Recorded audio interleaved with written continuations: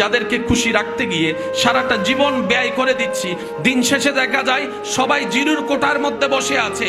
বাবা সন্তানকে খুশি রাখতে পারে না, মা সন্তানকে খুশি রাখতে পারে না, সন্তানরা মা বাবাকে রাজি রাখতে পারে না, স্বামীর কাছে স্ত্রী খুশি হয় না, স্ত্রীর কাছে স্বামী খুশি হয় না, ভাইয়ের কাছে ভাই খুশি হয় না, ভাইয়ের কাছে বন্ধু খুশি হয় না, বন্ধুর কাছে এইভাবে চলে যায়। আর রব বলে, বান্দারে তুই আমাকে একটা সিজদা দিলে আমি খুশি হয়ে যাই। আরেকটু জোরে, যাদেরকে খুশি রাখতে চাই জীবন দিয়া দি।